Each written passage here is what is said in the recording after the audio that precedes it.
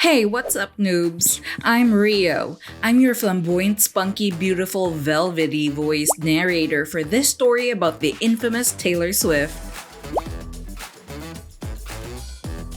Ugh, these damn post-its. They'll be annoying me throughout the video. I learned to live with it because whatever I do, they just won't stop. Oh well, what's that saying? If you can't beat them, then join them. So y'all might as well hit the comment section and add your own post-it comments. With the timestamp, of course. If you're brave enough, you noobs. And no, this isn't your typical boring voiceover video, so make sure to keep up with me. I'll be taking you on an adventure through Taylor's amazing, fabulous, and very, very rich life. So strap in and hold tight. Is it just me, or is the entire world obsessed with Taylor Swift right now? The fact that Tay-Tay is literally reshaping world economies is absolutely insane. Now, we all know Taylor Swift is a world-renowned singer-songwriter, a fearless advocate, a style icon, and a serial dater. But there's actually a side her that you may not know about. I'm talking about her short-lived career as a mantis pod extractor. Yes, that's a thing. Her filthy rich cat, and her $40 million legs. If you don't know what I'm talking about, well then, brace yourself. We're about to unravel the craziest stories in the life of Taylor Swift. It all started on December 13th, 1989, in a little town called West Reading, Pennsylvania. For the rest of the world, it was just a normal, unassuming Wednesday. But for the Swifts, they were welcoming a new addition to the family, Taylor Allison Swift. Now, you'd think Taylor, being the gifted and favored child of the universe, that she had her life cut out for her from the very beginning. She was probably born to millionaire parents with an inheritance fund, right? Well, not quite. In fact, her parents worked 9-to-5 jobs. Scott Kingsley Swift, her dad, is a former stockbroker for Merrill Lynch. And Taylor's mom, Andrea Gardner Swift, was a marketing executive at a mutual fund company. Okay, I know. They're not your ordinary 9-to-5 jobs, and they probably earn more than the average worker. But still, they're not crazy rich. Definitely not rich enough to raise Nepo babies. Speaking of babies, did you know that Taylor actually has a younger brother? His name is Austin Kingsley Swift, and he lives a rather quiet life away from the spotlight. He does dabble in acting, but that's it in terms of anything in showbiz. That makes Taylor the only superstar in her family. But that's probably because her first name manifested that for her. Oh no, I said the word manifest. Don't tell the weirdos on TikTok or else they'll swarm the comment section with their star and moon emojis. You see, our cute little Tay-Tay was actually named after James Taylor. He's an American singer-songwriter who, just like T. Swift, sold millions of records worldwide and won several Grammy Awards. I'll admit, I didn't know anything about his songs until doing some research, so don't feel bad if you're a noob like me. By the way, that's not the only interesting thing about Tay-Tay. I did some poking around, and as it turns out, she's got Scottish, German, and Italian heritage. Taylor's coming for your gig, Pitbull. You better watch out. Long before she was old enough to write songs about her exes, Taylor spent most of her time at a Christmas tree farm that her father bought. To help her parents out, Lil Taylor was appointed the position of praying mantis pod extractor. Wow, that's a mouthful. That's the pretentious LinkedIn title that just means she removed their pods off the pine trees. Look at this cute little guy with those eyes. Aww. I will call him Widows. Rest in peace, Widows. Now, fast forward to the year 1998. Taylor went from picking insect pods off the trees to performing in musicals. At age 9, she was already a cast member at Berks Youth Theater Academy. She starred in several productions including Grease, Annie, Bye Bye Birdie, and The Sound of Music. Taylor was quite the performer on stage, and she loved doing it. Honestly, props to her. Most of us were still wetting the mattress when we were 9. Color me pea-stained, just like your bed. Hey, don't deny it, you liar. I'm friends with your mom. As she grew older, Taylor's passion for music just got even stronger. In fact, she'd go around New York City just to have her vocal and acting lessons. Yeah, I know she didn't record in front of the Statue of Liberty, but I just felt like drawing it anyway, so just be quiet and accept I like the damn statue. If you're wondering what kind of music she worked on during her amateur days, just listen to Shania Twain's songs. Turns out, early on in Taylor's career, most of her songs were influenced by Shania's music. Don't believe me? Pull up Taylor's debut album. Doesn't she sound exactly like Shania? If you don't hear it, you probably need to get your ears checked. Even though Taylor worked really hard, things didn't always work out for her. Look at that poor little face. When Tay-Tay was just 11 years old, she and her mom went to Nashville just to see if a record label would be interested in signing Taylor to a deal. They went to a lot of recording companies submitting demo tapes of Taylor doing cover songs of Dolly Parton and the Dixie Chicks. At the time, Dolly and the Chicks were the bad bitches of country. Shockingly, all the record labels had the same response. They would walk away and just say, "Not interested," leaving Taylor very upset that nobody wanted to give her a record deal. Which is wild to say now. I think Swifties would burn those execs alive at the stake. But Lil Tay-Tay didn't let that bring her down. No, she got up, channeled her inner fearless, shook it off, and powered through. See what I did there, huh? Now we all know Taylor loves playing guitar, especially during her early years as a musician. But unlike most guitar players, she didn't teach herself how to play it. Instead, Taylor actually got help from a computer repairman and local musician named Ronnie Creamer. Unfortunate name. She was only 12 years old when they started working together, and after hours and hours of practice, Taylor finally managed to write her very first song, Lucky You, all thanks to Creamer. Oh, and if you're wondering what was the first song Taylor learned how to play on the guitar, it's Kiss Me by Sixpence None the Richer. Yep, that's the song from the movie She's All That, where the gorgeous Rachel Lee Cook is walking down the stairs in that tight red dress, then trips and falls into the even more gorgeous-erest Freddie Prinze Jr.'s arms, the most gorgeous made human alive. Everybody knows that fact. Okay, where was I? I guess Taylor always had a knack for singing love songs. Soon enough, things were starting to line up for young Taylor Swift. At age 13, Taylor finally got noticed by Dan DeMuro, a New York-based talent manager. Basically, Dan DeMuro to T Swift is like Scooter Braun to Justin Bieber. Both launched 2 young kids to stardom and leached off their fortune. Just kidding. Dan was a huge help in getting Taylor's music out for the world to hear. Okay, so I didn't feel like coloring this time. My goldfish Fred just died, so I guess we'll just have to roll with it. At least he's in color. He deserves it. Gonna miss you, Fred. As I was saying, he took Taylor under his wing and helped her secure brand deals with big-time companies like Abercrombie & Fitch as part of their Rising Stars campaign.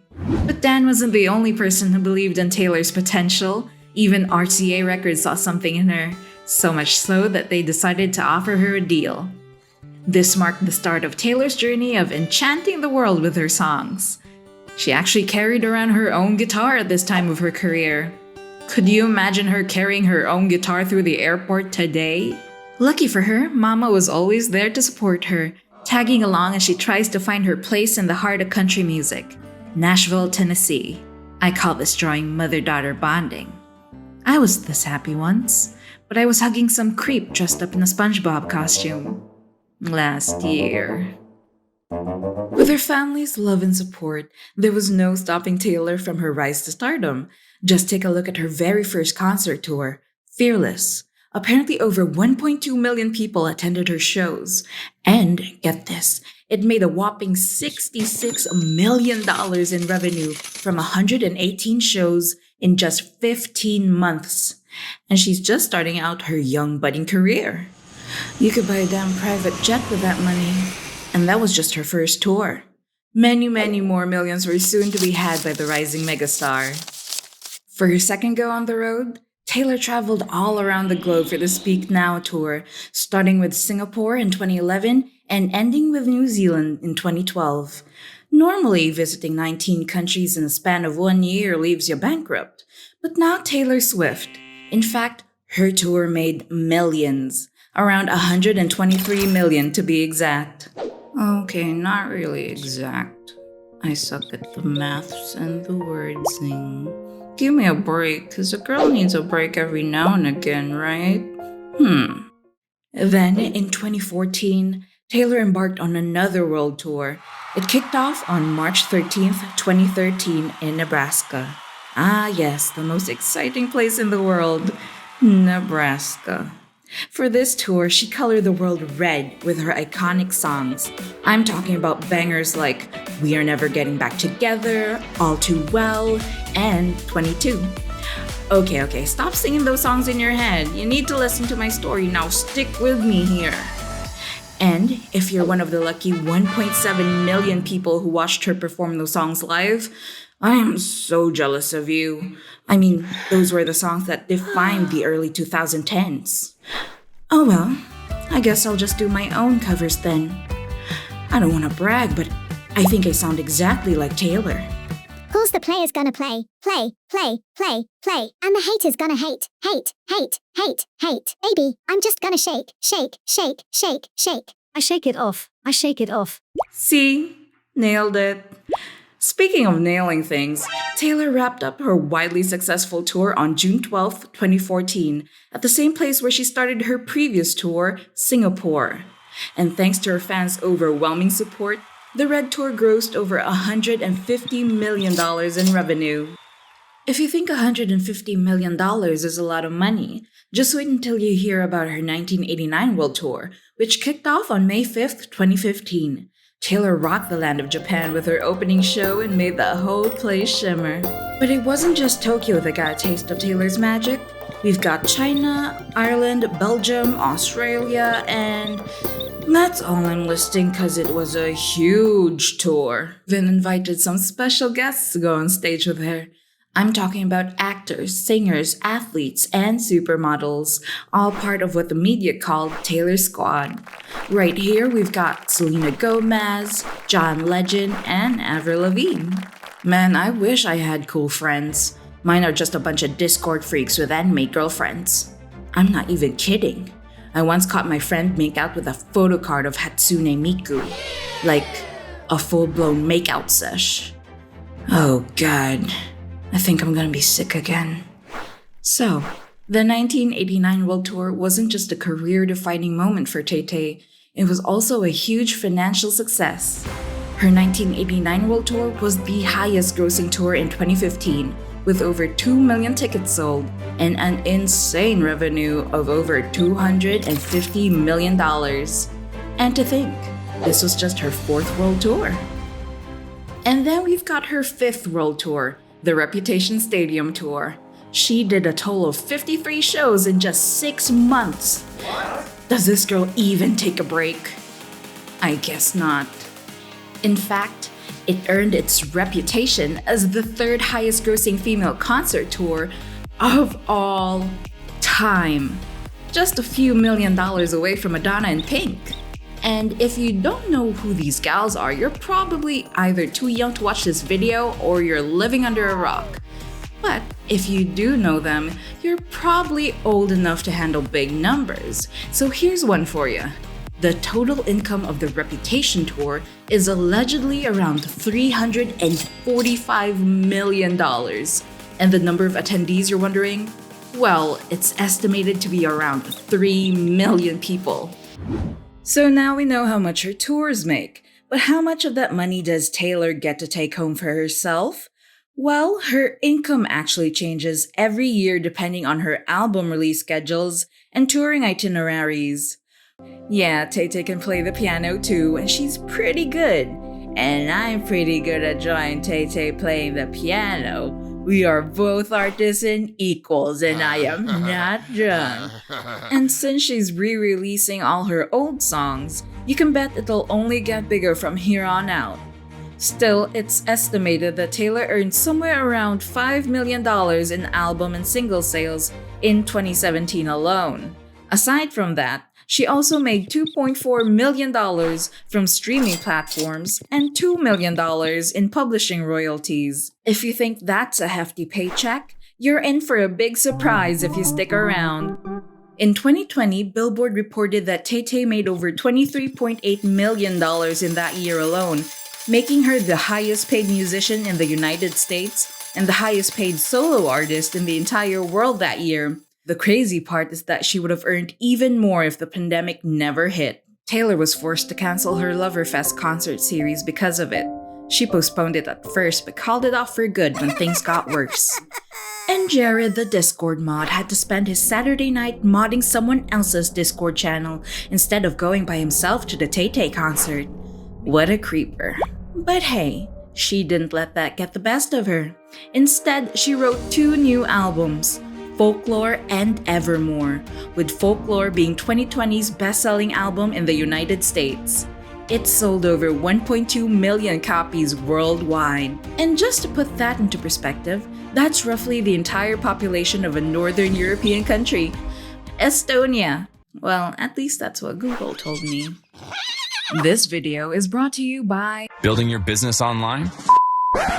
nobody, because we couldn't even give this ad time away for free. So instead, meet the creators of this channel. This is Jiki. She's our writer. Don't be fooled though. She's a Discord freak. Next, we have Belle, the best cartoonist in the world. Aren't her drawings the cutest? And that's me, Rio, writer and voiceover extraordinaire, often mistaken as the Greatest AI voice of all time. Alright, enough of the stupid promos. Let's get back to Tay-Tay. Now, before you start screaming, eat the rich and burn all your T-Swift albums, Tay-Tay is actually quite known for her philanthropic efforts. In fact, back in 2008, she donated $100,000 to the Red Cross to help out the victims of the Iowa flood. Mind you, she was 19 at the time and she was just getting started with her career. And let's be honest, did you really think about giving money to charity when you were 19 years old? No, we'd rather spend our cash on a PlayStation and a bag full of games. So that tells us a lot about Tay's character. And of course her PR team right there. Yeah, I said it. And her charitable acts don't stop there. In 2016, Taylor donated $1 million towards Louisiana flood relief efforts after heavy storms left 20,000 people homeless and 11 people dead. Louisiana officials and even the governor went out of their way to thank her for her generous donation. I think they said something along the lines of, "Thank you, next." Oh wait, wrong pop star. Kidding aside, Taylor's generosity really is something we can all admire.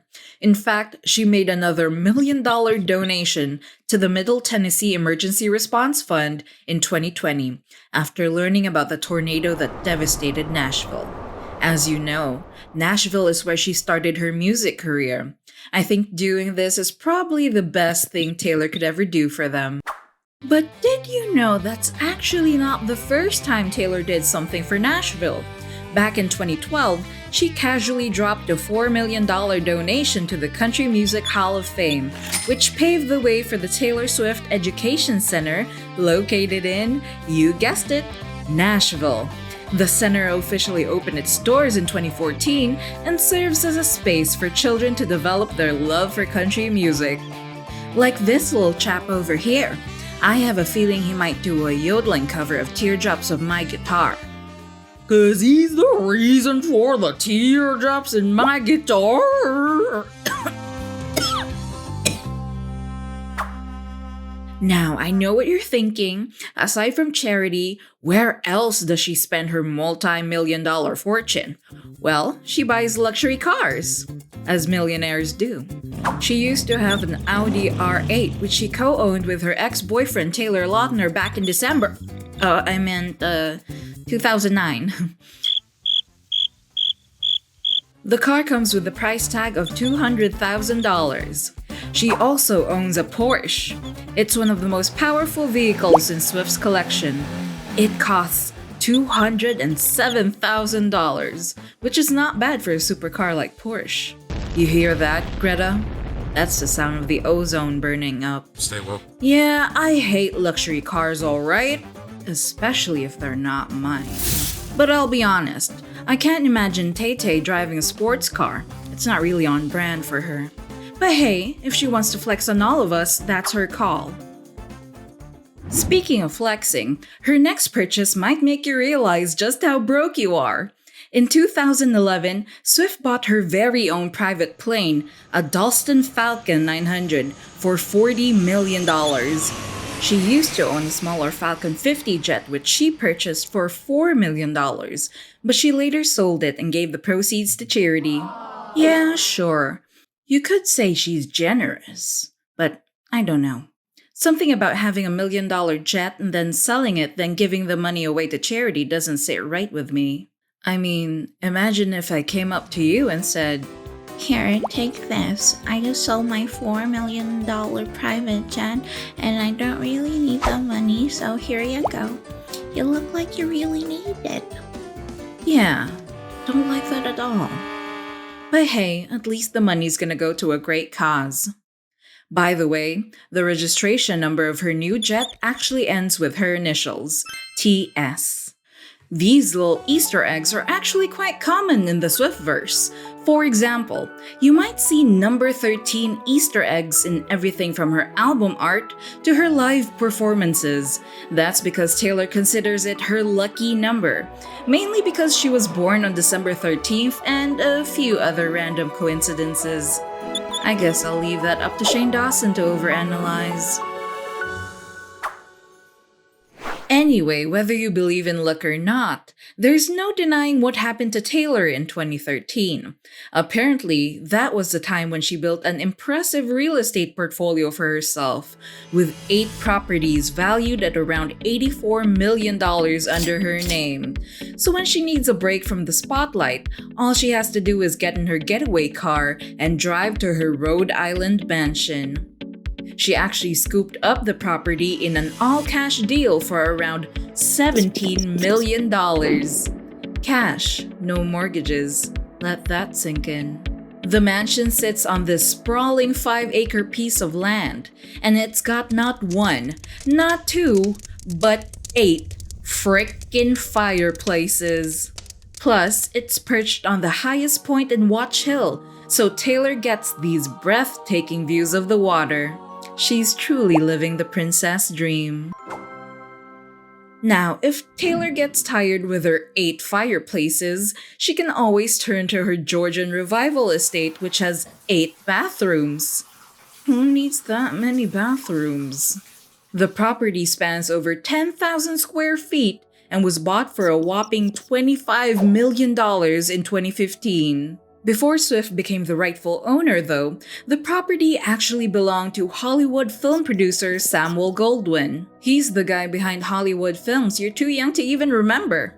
And because of the property's history, Swift was able to turn the estate into a historical landmark. She did this with the approval of the Beverly Hills Cultural Heritage Commission.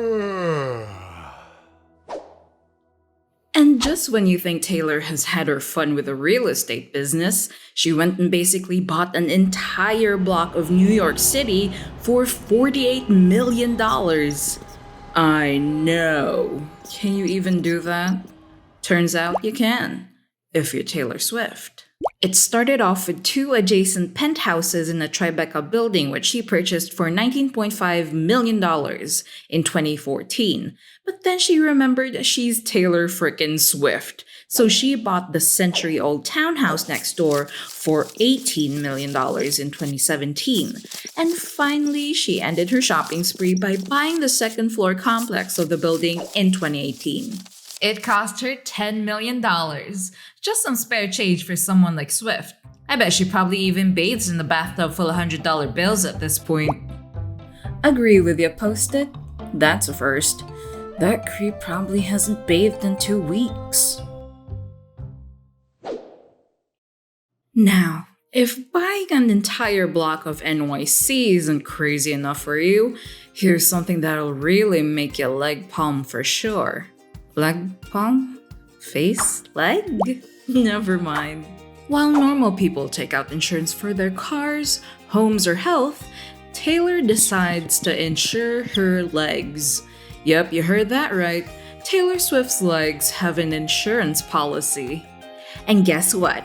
The insurance company had no problem listing her stems for a whopping $40 million. Now, there's a reason for this. You see, Swift's legs are a crucial part of her superstar image and career.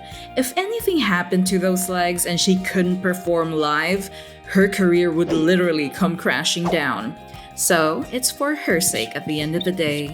Besides, this practice is actually quite common in the entertainment world. For example, Adele, J-Lo, and my queen Mariah Carey all have their voices insured. Sounds fairly reasonable, right? Insure your moneymaker.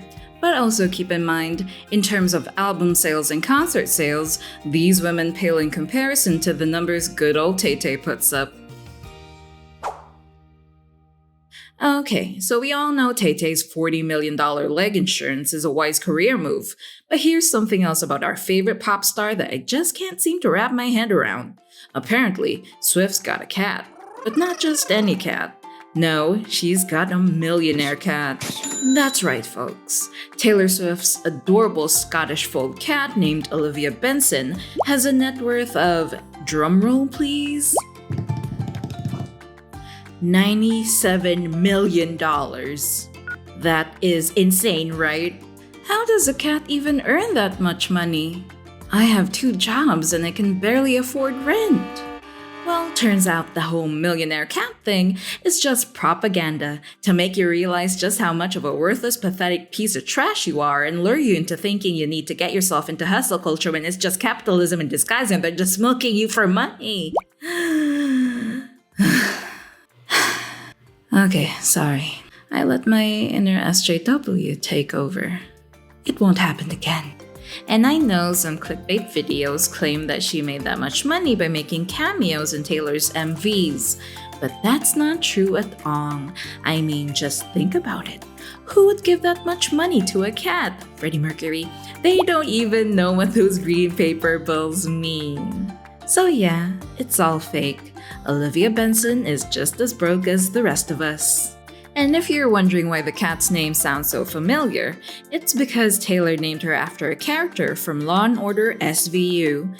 Taylor's a big fan of the show, so when she adopted Olivia in 2014, she just had to give her that name. Oh, and if you're planning on buying a cat like Olivia here, just make sure you have around $3,000 in your wallet. But Taylor, you could always give me that money, you know. I can be your cat. I can meow, I can lick my own glory hole. I'll even wash the dishes for you. A cat can't do that. Before you start having thoughts about stealing Taylor's cat, let's switch gears real quick and talk about Swift's luxurious wardrobe choices. In 2019, Taylor turned heads with her jaw-dropping look at the American Music Awards. She wore a sleek, dark green sequin gown designed by none other than Julian McDonald. Don't be fooled by my drawing. Julian is not a salsa instructor. He just likes dressing like that. By the way, I'll have you know that his designs cost anywhere between $10 to $40,000. And from what I've gathered, Swift allegedly paid $30,000 to have her dress custom made just for the occasion. Sheesh. I could pay off some of my extremely overpriced student debt with that money. Then in the same year, Swift made another dazzling red carpet appearance. This time, however, she came dressed for the premiere of Cats. Yes, that really weird movie with James Corden. I gotta say though, there was way better movies Taylor could have chosen as her first big screen project. But then she slayed the red carpet with her outfit, so I guess she's forgiven.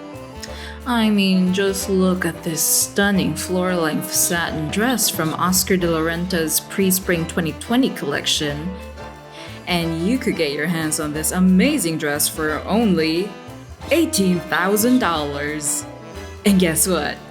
This dress has pockets. I mean, how cool is that? It's not just fabulous, it's practical too.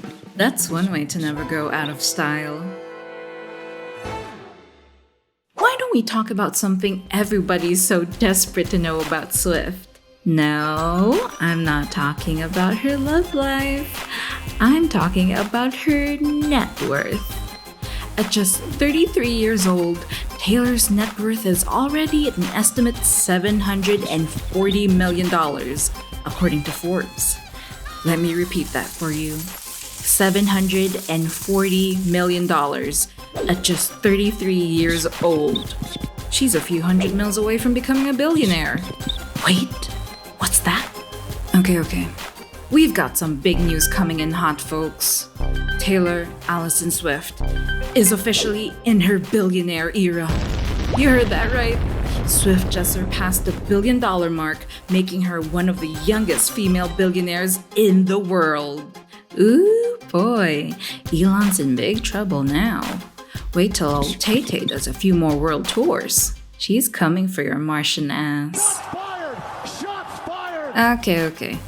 So she might have to do like 50,000 more world tours to reach Elon, but hey, if someone could do it, it's probably Taylor. Okay, so I think we can all agree that Taylor deserves every penny of her hard-earned money. She's talented, diligent, and most importantly, she's got a heart of gold. Throughout her career, she donated well over $7 million to various causes. I'm telling you folks, she's an angel in disguise. Well, an insanely rich angel. And we really hope Taylor gets to bring all of that expensive stuff with her to heaven. I mean, she literally spent more than $100 million on her private jets, real estate properties, extravagant cars, and beautiful dresses. I'm pretty sure they got a lot of storage space up there. And that's it, folks. If you made it this far, you're one step closer to beating an average Swiftie in a BuzzFeed quiz about Tay-Tay. Leave a comment and let us know what you think of the video we made or a possible future video you'd like us to make. And yes, we will respond, even if you decide to come strong with a flamethrower.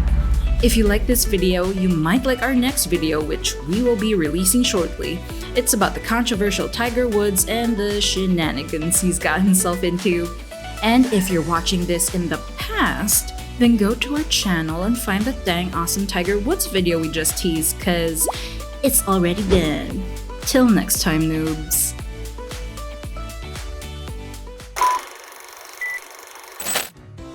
I had to do this line for 7 billion times.